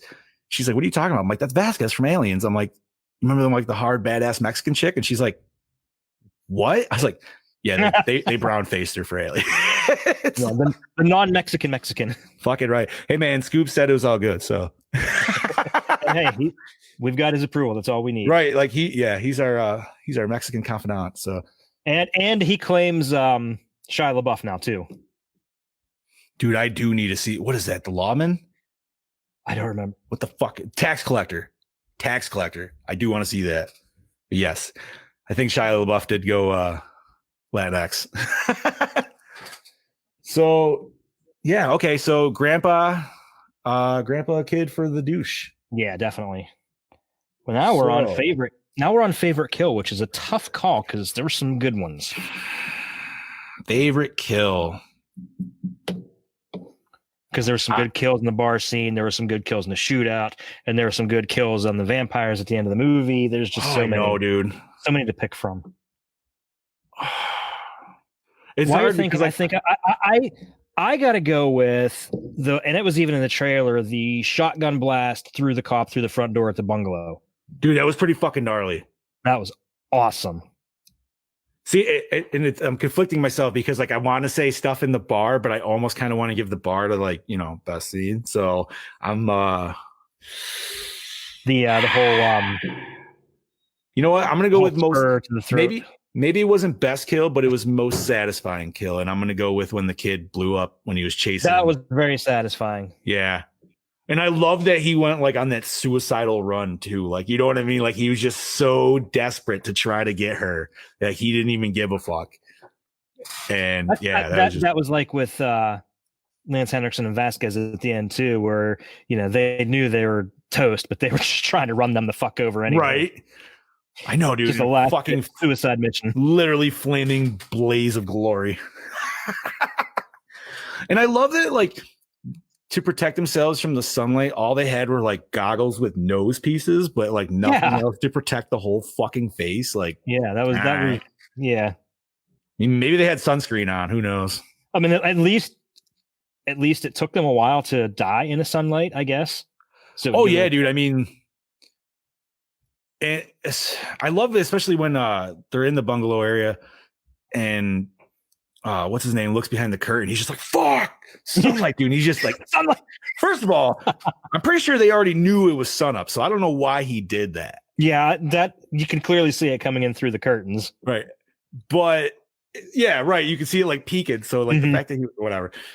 But dude, we did get some great makeup effects in that, dude. And like, I like how they give you the charred nastiness and literally like almost in the next scene, it's just like half of that. And then in the next scene, it's just black, on his face. Charcoal. Like, yeah. And it's just like, dude, like they fucking heal fast. Mm-hmm. So it's like this strain of vampirism is very like, dude, you're already burning in sunlight within 20 minutes of getting bitten, but you can cure it with a fucking blood transfusion. So, but okay. So going on from favorite kill, best scene, sir. I have a feeling we're both going to agree, and it's the whole scene in the bar. Oh, absolutely, dude. Fantastic scene. I think anybody watching this movie would probably have to say that alone, because that's when Paxton really gets to fucking let loose, and it makes everybody a little. You're feeling kind of what Cody's, or is that his name, Cody? I'm sorry, Caleb. You're feeling what Caleb's feeling, man, because you're feeling a little confusion. You're feeling a little like, but at the same time, he's kind of on their side now, because then you see Paxton, like, I don't want to say befriending him, but you know what I mean? Like showing him the ropes, pretty much. And I got a kick out of the whole picking a fight with the biker and then just throwing up Caleb and letting him hit him over and over again. He's like, I'm teaching this guy. And he was like, yeah, all right. That was the best part. Like the dude didn't even question hitting another dude. He was like, yeah, fuck it. Yeah. And I love it. He's like, dude, he's like, all right, you get him back. Punches him like one, fucking sends him flying like superhero style. And knocked him out for like 3 minutes. Right? I don't even like, he just must have been instant knockout from the punch, dude. Like just hitting the pool table was just extra like crack in the back. But no, that whole scene, then just him, Paxton going over and fucking with the other dude. And then May dancing with the kid who's just scared shitless, obviously. Like, I honestly thought, honest to God, I thought that Caleb was going to kill him and then become full on vampire there when he was chasing him down. I expected that as well. But I mean, well, I don't know. Like, you know what I mean? Like, I get where they're still just trying to make him the good guy vampire. Like he'll never fucking like succumb to it. You know what I mean? Yeah, like, I think that's why they kind of led you on to think he was going to do it, and then he didn't, because it would completely negate any kind of redemption. Because then people just wouldn't identify him as a character; they just wouldn't care. Right? Because it's like how could you redeem him to where it's like almost he's at that point where he's still willing to drink blood because he has to survive, but he's not willing to take a life, and he may actually, kill that trucker just so he could drink off of her. Like, so, but yeah, honest, hands down, best scene bar that wins the golden fucking award right there. Definitely. You literally watch this whole movie to watch that scene, I would say. But hey, what's up, Scuba Steve? There we are. Yeah, but the shootout at the bungalow was that's a very the shootout was great, man. That was a classic Western scene right there. Correct. And that's, I mean, not that you didn't have the whole Western feel of it, it would be actually kind of cool to watch a Western horror movie, like have a whole night set up, dude. You know what I mean? Right. Like, because obviously I would throw Tremors in there being a favorite, but but dude, you could do oh my God. Isn't there a Critters one in the West too? If so. I can't. That's TJ's wheelhouse. He might know that a little. There was 4 was in space, 3 was in an apartment building, and 1 and 2. I mean, maybe they're just in the city. In a country setting there. Oh, okay. The first 2. So, but so moving on from best scene, sir, did the opening scene hook you in? I guess to an extent, the opening scene was really just Caleb meeting up with his friends and then meeting May. I'm gonna say it didn't really hook me in until he got bit. Yeah. You know what I mean? And I can't remember, but I don't think we even hit title card at that point, did we? Or did we get instant title card? I think we got instant title card. And yes, Scuba, unfortunately you weren't here earlier, but yes, Dust to Dawn was one of them, and it was awesome. And vampires. We'll mention it again. So I would say opening scene was not the best opening scene we've ever seen. Right. But it wasn't the worst. Like, it still sets it up for the story. So yeah. I mean, they do kind of get right into it. You know what I mean? Like, they don't really explain those 3 dudes or anything. Like, they're not like they're already together, and it's just like, hey, hot chick, and continue. They're like, fuck those dudes. They're not even in anymore. Well, Caleb was definitely on the prowl that night too. Oh, dude, hard. Like if he was in the early 2000s, he would have been one of those stripy shirt motherfuckers, dude. Like, go, you know what I'm talking about. Guilty. So let's see. Best hits, hottest girl, best dick. All right, this is an easy one because you got to give it to Diamondback, old Vasquez herself. Yep, I'm gonna have to say Diamondback because she had some fat old titties. Yeah, she was smoking in this movie, and it definitely makes me look at Vasquez in a new light. Because she was a little matted down, I feel, in comparison. But correct me if I'm wrong, but didn't we also give this to Vasquez when we reviewed Aliens? Oh, I mean, I'm still would. I think we did. Oh yeah, of course. I think it was a split between her and I want to say the dropship pilot, the blonde. I think it was a split decision between that. Yes, I would still say Vasquez though, because she would show you a thing.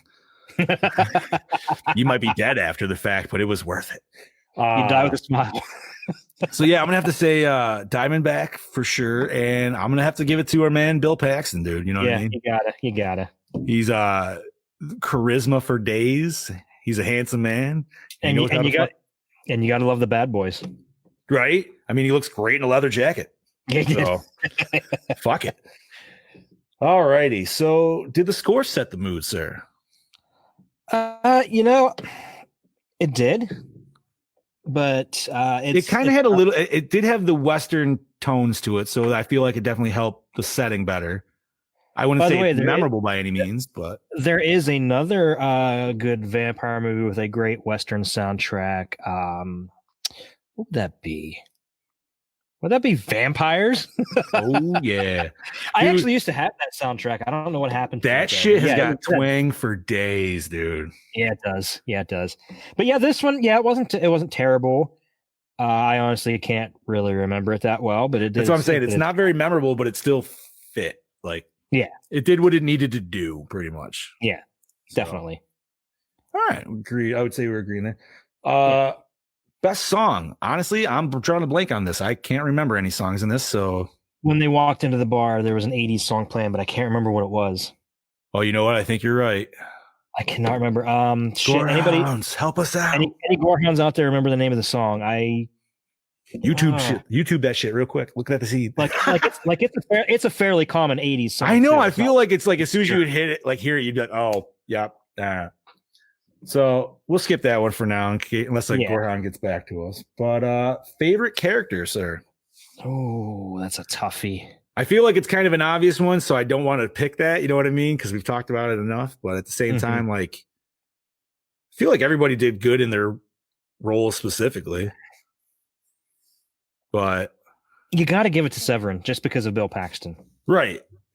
I agree. I mean, dude, I would want to say Lance, but I feel like just even though he was the lead of the group, he definitely wasn't the front man. You know what I mean? Like, it just, even if they never meant for Paxton to steal the show, he stole the show.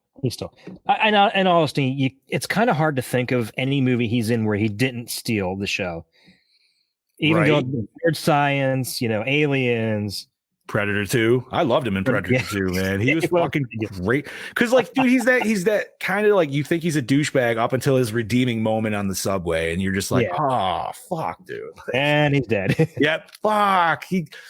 You're like, you just hit the chalkboard. You're like, all right, Terminator already checked off, Alien checked off. Fuck, dude, Predator now too? Like, shit. By the way, I love how when he's facing down the Predator and has nothing else left in his arsenal and he just throws his fucking ball at the Predator. Yes. Hey, man. You gotta do a freaking ball he was tossing around in his hand all movie. He throws it in a last-ditch effort. Dude, one of my favorite scenes is actually right before that, and it's on the subway when everybody just draws their guns, dude. Like, I love that because I'm just like, bro, that's what I would want. Just everybody be like, you know what? Everybody's fucking back. Even grandma, dude. Grandma's got the fucking revolver. That was great. Fucking love it, dude. I got that comic, and it's one of my favorite like shots in the comic too. Just that drawn out, like it's perfect. So, all right, we're gonna definitely give that to Severin, Mr. Bill Paxton. Rest in power. Was it scary? I would not say it's top 21 scary. Yeah, I don't know how it got on that list, to be honest. I mean, I don't even know if I'd rank that 121. Right? Dude, we've seen a lot of movies. If we just went even through the ones we reviewed on this podcast, it still wouldn't be top 20s, top 30s. No. So, Greg, it's a tough one to me because I think Predator 2 personally is that's a pretty hot take because I really, really love it. I know, dude. The first one is like, and you know what? To me, the first one is the ultimate dad movie. You know what I mean? That is literally, you could have any dad on a fucking Sunday and be like, yo, Predator? Yes. Like, everybody be quoting, or everybody would just be shut up and enjoying. You could have like a huge gathering of people, and one guy sits down and start watching Predator. Every guy be walking through like, ooh, Predator, and sit down and walk. Exactly. It's like Die Hard. Like, everybody's just going to come in and be like, what's going on? Oh, what's going on here? All of a sudden, like 10 minutes later, you got 15 dudes all huddled around a tiny little TV watching fucking. I could totally see that, man. And guarantee at least 2 or 3 of them would be doing a very bad Arnold Schwarzenegger voice. Oh, absolutely. Dude, everybody would be, yeah, you're pushing too many pencils. I have to do it just because Bobby's not here. Usually Bobby would hit that shit. All right. I hope you're doing well in school, buddy. So let's see. Yeah, scary. I'm going to have to say nay. Yeah, I agree. I didn't find it scary. It was enjoyable, but it wasn't scary. Yeah. Bigfoot. TJ, we're going to talk about that. And I should have brought that up, but I want you on the show when we're freaking. TJ mentioned. I'll bring that up later. So, where are we at? So, yeah, scary. No. Hold Up Today. I'd say yes. I think it does. I really think it does. I mean, maybe if we got, I would say you could probably clean up the audio a little bit, maybe like with especially the gunfire and stuff like that. Cause it definitely has that. I don't even know if I want to, I don't know. It's definitely got that sweet 80s gunshot sound, which isn't a bad thing by any means. You know what I mean? But like, I just noticed it could have been probably louder. Yeah. When I was watching last night, but yeah, I think I had it cranked up pretty loud to watch it too. It was, I mean, none of that, dude. I still say it holds up. Like, the acting is great, everything. Like, yeah. So, which kind of actually leads into our next question: acting, good or bad? It was very good, and Paxton was over the top, phenomenal good. Correct. Over top can definitely kill you sometimes, or every once in a while it sneaks through and it is an amazing thing. And I would say this is definitely one of them. Yes, he was on point, like always. Some people, man, you want to let loose because you think it's gonna be good, and then it just turns into shit. Yeah. And then other people, it's just like they just make sure the camera's rolling. Just let him fucking go. You know what I mean? Mm-hmm. And yeah, dude, if it works, it fucking works, dude. And it worked. And when it works, you get Bill Paxton. When it doesn't work, you get Jack Black. Yeah, I love Jack Black, but that is funny. I like Jack Black, but when he's over the top, it can be cringeworthy at times. Oh, absolutely. I mean, I guess it really depends on what movie per se. Because, like, dude, if we're talking Tenacious D and Pick of Destiny, you know what I mean? Like, all day long, I will quote that shit, dude. That is a killer movie. You come over here and let me stab you. I'm not coming over there. Oh shit. So cinematography. Ooh, okay. I didn't think this was necessarily the best shot film. Like, there wasn't some of the night shots, and we talked about, were extremely dark, especially in the beginning when they pick him up in the Winnebago.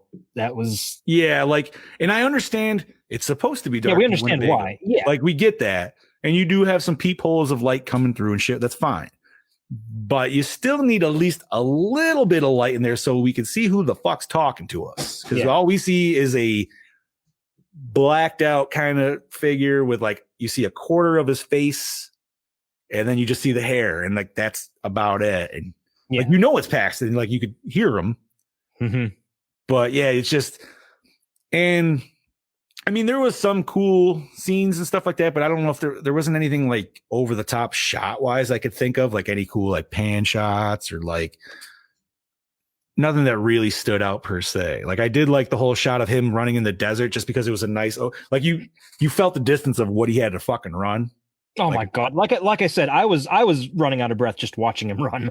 Right? You're just like, it's already so hot and he's a vampire and he's already smoking. Like, fuck that, dude. Like, my fat ass would have fell there and be like, fuck it. I'm done. I'm dead. Yep. I'll burn, whatever. Come get me, vultures. Come get me. All righty. So I would say that leads to our last question, sir. And that is, did you enjoy the premise? Yes. But I mean, this is a pretty well done vampire movie, but I feel like vampires are just overdone. But of the vampire movies, this is one of the top. I would agree. Vampires have always been kind of a weird niche for me for horror. It's not that I hate them by any means. It's just there's not very many that I've really like personally enjoyed. Most of them just kind of like, eh. Like, I do remember I've only seen actually once. Like, I did, like, I like the original like Fright Night and all that other shit. And there is some good. I mean, dude, our doppelganger Kingbanger was watching one of my favorite ones the other day, and I understand that's not maybe horror, but I fucking love the original Blade. So that's a good one. That is a really good one. I mean, I love the whole trilogy myself, but the first one, dude, the first one's one almost like, I wouldn't say Predator level, but it's you know what I mean? It's in that wheelhouse where. See, I know a lot of people that love the second one better. And really? And I'm not one of those people. I still feel like the first was the crowning jewel of the Blade trilogy. Okay, I love the monsters of the second one. Like, I love that mutated vampire and shit. But the fucking mid 2000s overuse of shit CGI just fucking killed it. And that whole fucking light fight. Yeah, dude. I'm not even gonna go down that road, but yeah. Although Ron Perlman was really good. Ron Perlman was fantastic, dude, and he always is. And I still love Blade 2, don't get me wrong. But it just that first one though, man, like, you know what I mean? Like, it just And then by the third one, like you're at the third one, so they're just like, fuck it, we'll throw in Ryan Reynolds. And I still love it. But you know what I mean? It's just I think honestly, Ryan Reynolds saved that movie because Triple H was just shit. I love Triple H. I loved him versus Triple H, dude. Like, he was terrible. Triple H was terrible. He was terrible, but I expected that. Yeah, I think. You know what I mean? Like I expected him to not be good. He was just going to be like this hulking fucking crazy vampire with a shit little Pomeranian. A fucking vampire Pomeranian? Oh my God. That was a funny scene. That and dude, now I want to watch that because just with one where he's like, I don't want to know the size of your dick. And he's like, what? I wasn't talking to you. I was talking to her. So enough about that. Let's go back to this. So we are on our triple R, sir. We recycle, rewind, or remake. Before I give my take, I would like to hear you. Okay, so I want to say rewind, but I want a cleaned up copy on like new 4K DVD with new audio and maybe some cleaned up lighting. If we could. And I'm not saying I'd be opposed to a remake, but I really have to see who they would put in the character, like in the actors' spots for the remake. Okay, and I'm going to argue for the remake, and here's why I'm going to argue for the remake. I don't want I want it remade as like a Netflix series or an Amazon Prime series because I feel like Caleb's story should have been drawn out a little bit more. We could have seen more of a struggle, and I would love to see the backstory of all these characters. I feel like this could be like Walking Dead levels of fantastic when we're talking about the first couple seasons of that. I think this would make an amazing TV series. You know what? That's a pretty solid idea because I do like the idea of like, okay, so yeah, you start with the present time, you work with that story, but you start to mention other people's backstories, and then that's when you give them a specific episode of like, yeah, dude, that'd be great to see like, you know, Hendrickson's character actually back in the Confederacy and like just and then you get it. Dude, that'd be awesome. And you can get a better understanding of their characters too, as opposed to, you know, you just automatically hate them because they're the vampires and the bad guys, and you kind of want to sympathize with them a little bit. You know, you see what he went through, you see, you know, what happened to Diamondback and where the little kid came from. I think there's a lot of story there that could have been fleshed out and could potentially be fleshed out in an actual full-blown series. And even if we only get one season of it, it would be worth it. And not only that, but like, dude, just with the amount of gore and shit, dude, and like tech and crap like that for now, dude, you could have some amazing fucking gore scenes, dude. And exactly. I mean, I would ultimately like, I would say I'd want Shudder to take it on because I feel like they would have the most appreciation for it. And put Greg Nicotero in charge of it. What's that? Put Greg Nicotero in charge of it. Or Frank Darabont, one of those guys. The guys that started out with Walking Dead that really gave us some great characterization. See, I really fell in love with the first couple episodes of Walking Dead, and then the first season I hated the last episode, so it took me so long to get back into the second season. But when I did, I was kind of the same. Yeah, like the first episode just rubbed me the wrong way because I'm like, yo, man, you have a season finale and you ended it with a whole episode and you gave me 2 fucking zombies at the very last 30 seconds. Go fuck yourself. Like, I don't, you know what I mean? Like, and that's one reason I'm not necessarily particularly for shows because I don't like the prolonged over dramatization of bullshit. Like, give me cool story arcs and everything. That's fine. But I don't need this whole, like, I don't need like relationship drama bullshit. And I don't want any of that crap. And now granted, this movie is supposed to have a little bit of it. So I'm not going to say, you know, it shouldn't be there. Obviously, that's the whole reason he got turned into a vampire because he was trying to get his thing wet. So, I mean, dude, it happens to us all, right? You know? Yes, it does. Yes, fuck, it does. dude. We all do crazy shit just trying to get laid. Oh, Blade 2 quote: "Power of the pussy pulls a freight train for miles." Bam, full circle, baby. So yeah, okay. Let's say if we can't get a remade in a series, I will just say rewind, but with nicer quality. Yeah, but I do. I mean, I know there was actual talk of a remake back in the early 2000s, but it never came around. I do like the idea of a TV series, though, man, because TV series are definitely just going, or even if you did like, or maybe start it different, like almost like Cobra Kai did, you know, like a web series or something like that. You start it with like, and not necessarily like a full blown, season after season. Have a start and a finish. Right, like a miniseries kind of thing. Exactly. And then you could always make a second miniseries continuing it on if need be, or explaining different backstories or whatever the fuck, dude. I would, because I would love to see Grandpa's backstory. You know what I mean? Like, because then you could just have a whole episode of like his backstory and then like snippets of him turning the rest of his fucking like. Yeah, because when did he become a vampire? Obviously it had to have been before the Civil War. Was it like the Revolutionary War, the War of 1812? It could have been just some random point in time, even slightly prior to that. Right? Like, who knows? Like, he could have been fucking European Black Plague, started that shit, came over. You know what I mean, dude? Like, it'd be fucking sweet. The possibilities. See, now I got you thinking. Thinking. So I think, sir, we are on to our rating. And just to mention again, we have a rating from Brody/TJ of 5. We have a rating from our beloved Bobby of a 4.0. You got your calculator out too, don't you? I do.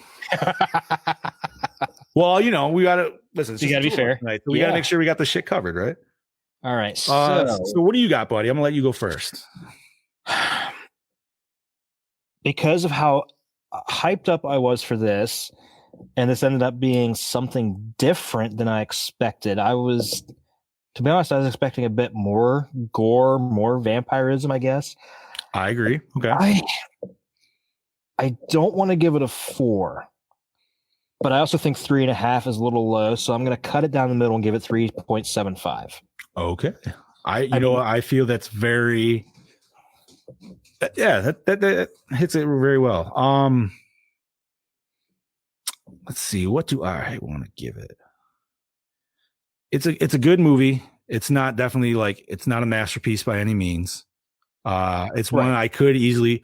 I'm not going to say like I necessarily want to just turn around and like watch it right after I just watched it again.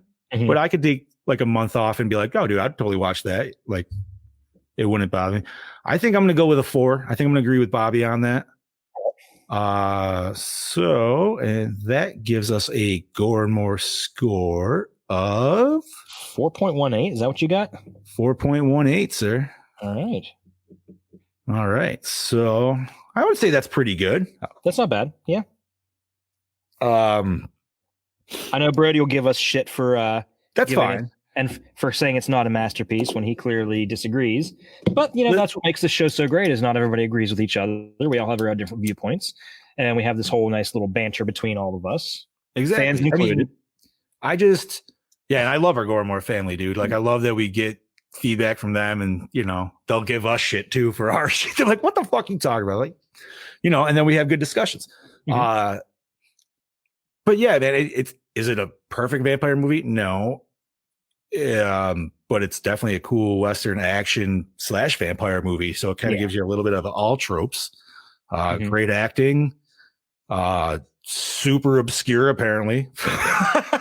Like, I don't know if that adds anything to it. I guess just maybe more of the pissed off of like, how do I watch this movie? So if you can find it, it's definitely a piece of, it's some treasure. And like I said, this was just before dawn all over again. So I should probably add, how I said like earlier, I had to sign up for that Hulu live TV. Yeah. So theoretically, and then I signed up for it. I did it so TJ could watch it. That didn't fucking work. So we unsigned up for it because I'm like, right. So think however you want, but I did this because I love you guys. Dude, I spent $60 essentially to watch that movie. Right, dude. I mean, so I do have a month of Hulu and live TV now. So I will utilize that. That sucks, dude. I'm sorry. You're fine, dude. You are fine. Because you know what?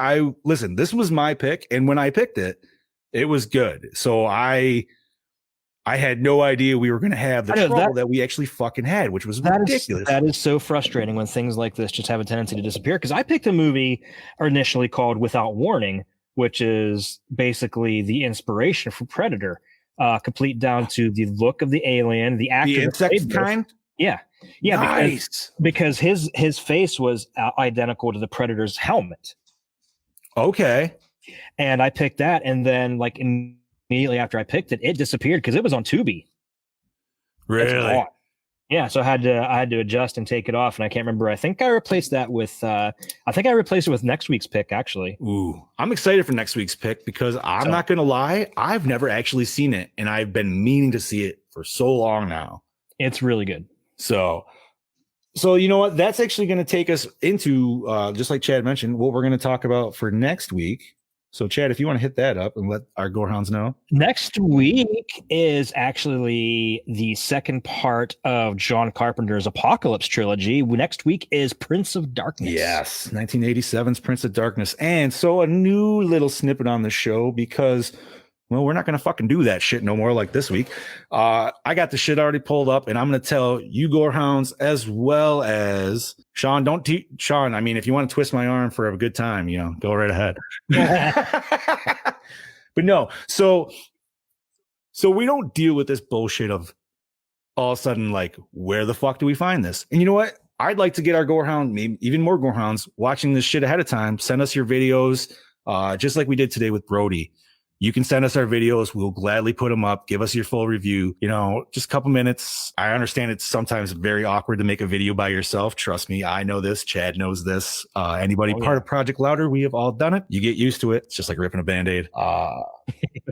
But we're going to start telling you where you can watch this shit. So I got it up here, and it looks like you can rent it on all the main sites from YouTube, iTunes, Vudu, Amazon, and all that good shebang. Now, it was also brought up by our boss man. I have the Shudder app on my phone. Let me log in. That it might also possibly be on Shudder. So we got our Dark Lord checking that out for us. And if you don't have Shudder, shame on you because oh my god, dude, Shudder's so good. We really need. I would love to figure out if we could ever somehow get them as a sponsor or whatever. Imagine having our own little Gore N More promo code. Sexy. Hold on, I gotta log in. It's been a while since I've used it. You're fine. But no, man. 1987's Prince of Darkness next week. Like I said, you could watch it on pretty much any of your main streaming sites. Hopefully Shudder. That'd be great because I always like personally going to them. The other thing I got to say about Shudder is they got to fix their search bar because I feel like it's always weird in all the apps. I don't know why, but what do we got there, Chadwick? Any luck? It's been a while. I forgot my password. You're fine. So tell you what, Gorehounds, Big Johnny D, will check this. If we can't find this out before we end, I will put it up in our Gore N More discussion group on Facebook and let you know if we got it. And if you are not part of the Gore N More discussion group, you should. Okay, I got to do a password recovery. Sorry, guys. You're fine, buddy. You're fine. I mean, I know it's saved on the TV and everything, but I don't have the Roku hooked up back here because bandwidth. Right. Hell yeah, man. We got to save this for this show. So yeah, man. Other than that, I would say you got anything else this week, bud? No. I think we hit pretty much everything. When we did our whole. Exactly. All right. So I guess the last little spiel I'll say. And that was because it was mentioned in our fucking comments from our lovely boss man, Bigfoot Predator. So I did watch a new horror movie this week because of our boss man. And it is on Prime, and it is called Primal Rage. Yes, I understand. Everybody thinks of the video game. That's where I went to. And I'm like, copyright? What? How? Doesn't matter. It's a nice, quick film. It's not too long. It's overly gory, overly fast paced, and it's pretty much Friday the 13th meets Predator with Bigfoot overtones. Fucking phenomenal. And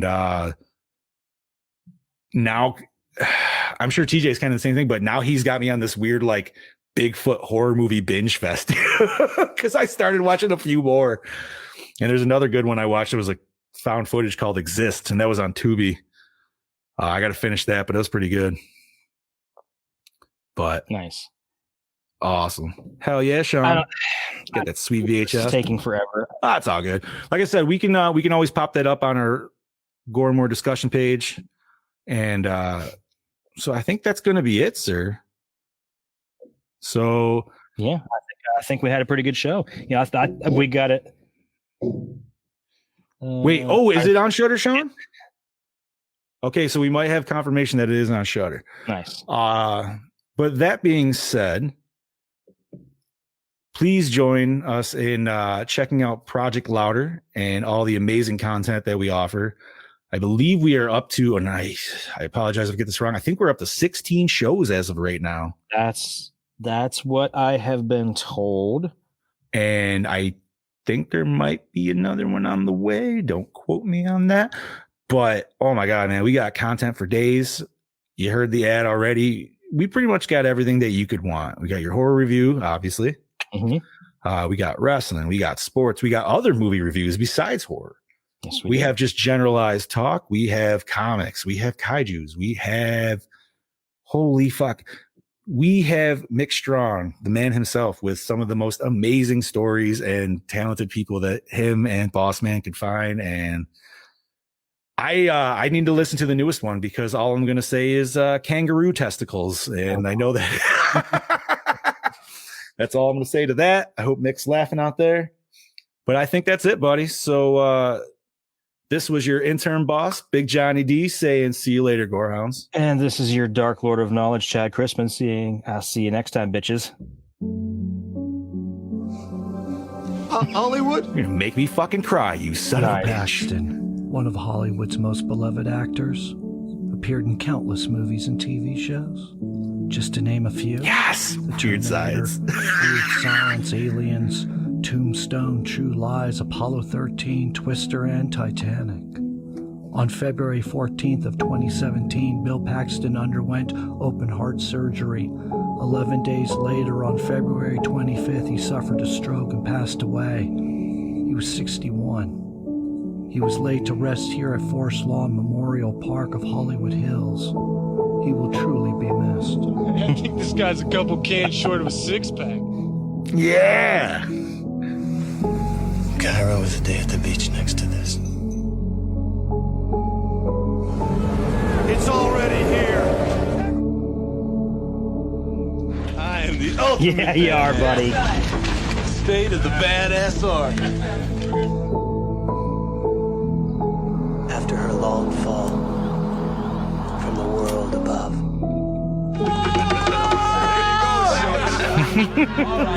Okay, I do not see Prince of Darkness on Shudder. No, it's not? Okay. Game over, man. It's game over.